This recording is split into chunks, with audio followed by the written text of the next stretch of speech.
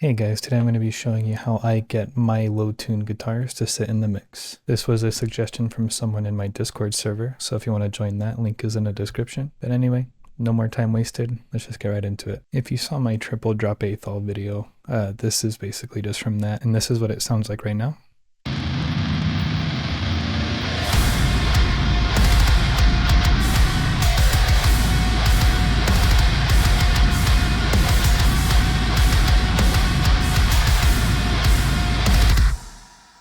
Alright, perfect. So I'm just going to solo out the guitars. I did add ring mod to it just to make it a little more spicy, but the concept is still the same. I'll go ahead and turn off my EQ and my multiband compression just so you can hear how that sounds coming straight out of the plugin and the IR that I chose.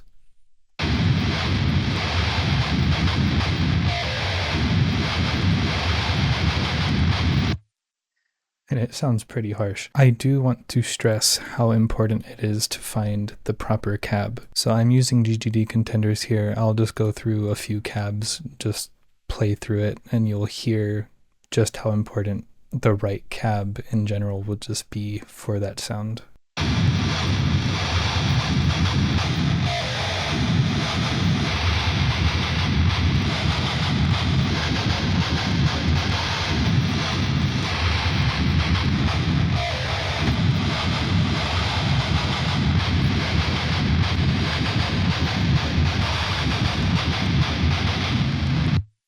And so you can really hear different IRs. Obviously, they're going to have very, very different characteristics. Finding one that has a good balance between the low end punch that you really want and the high end that you want, that's not either too harsh or just not overbearing. That makes it so much easier to fit your low tuned guitars in the mix. And once I find the cab that I like or the IR that I like, you can see here on my bass grit track that, especially if I put them side by side, they're using pretty similar cabs, microphones. You can also use the same IR on both, and that also works very, very well. And what that allows is basically the grit track of the bass and the guitar, they're going to mesh in together very, very nicely. And so not only will they kind of fit together, but everything will feel a lot more glued together because of that. And so if we just listen to the guitars with no EQ, no multiband compression with the bass,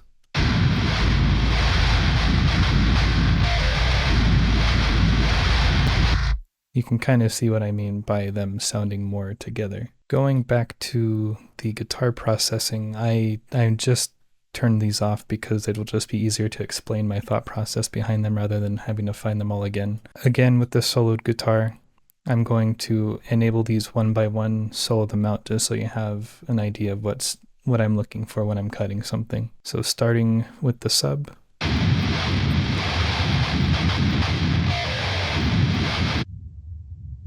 You can really hear that's just a mess. It's not really worth keeping at all. Cutting that is also going to make a lot more room for the bass. It's going to make a lot more room for the kick drum, for just a low end of the mix in general, just because it's not being jarbled up by that mess. Since I'm very sensitive to these harsh frequencies, I'm going to go ahead and just cut those now. So I'll start going over these.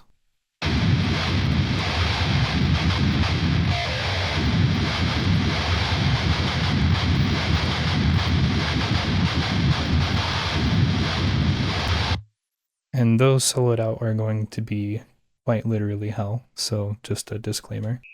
There's that one, and that one. Very sorry you had to endure that. But unless you really actually listen to those frequencies, you don't have to do it often. But once you know the sound that they are and what isn't very pleasant at all, it's a lot easier to locate them in your signal, and it's a lot easier to kind of just instinctively know, oh, that's this one, that's right here, that's right here. So I am sorry for putting you through that, but it is worth it. Next, I will do the high pass here, and that's just getting rid of a lot of that digital fizz.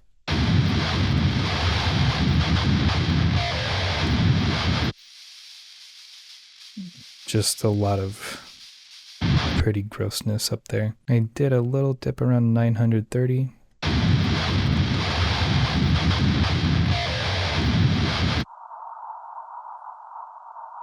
that kind of got rid of a little bit of it wasn't honkiness, but it was just getting rid of a lot of what was kind of taking away from the sound that I was going for, which was a more dark, but still quite bitey tone. It was mostly in specific spots that I noticed this little like hollow, I guess is a good way to put it. It sounded hollow. And lastly, I have one around 167. It's always around 167 to 250 that I find is unbearable in the mix. It just gets way too built up. So I'll go ahead and play it now.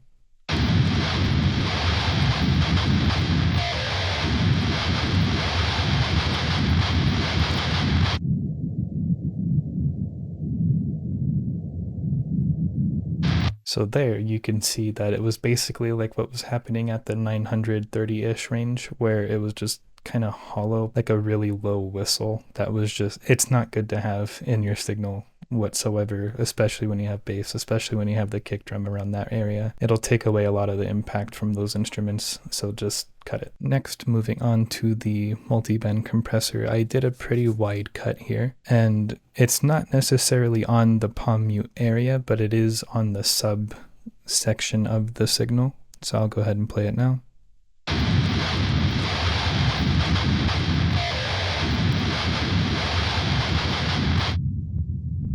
And again, it's just a lot of jarbled mess. And that's basically, if you don't know already, that's going to tame a lot of those really hard palm mutes that you're doing. It's not cutting them at all, but it's just dipping the volume in that one section specifically rather than just deleting it entirely. I mean, you can use dynamic EQ, but this is just compressing it.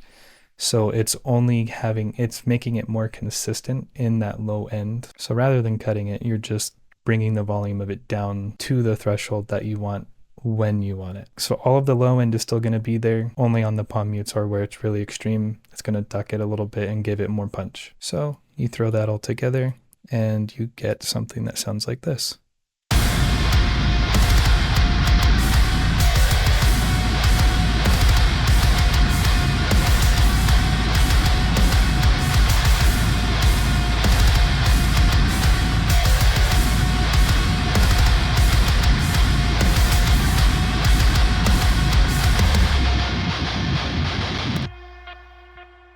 Well, this was a very short video. I think it's pretty effective. Let me know if I'm wrong.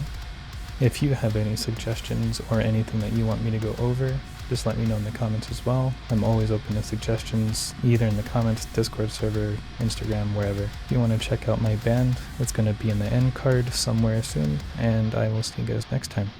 Bye.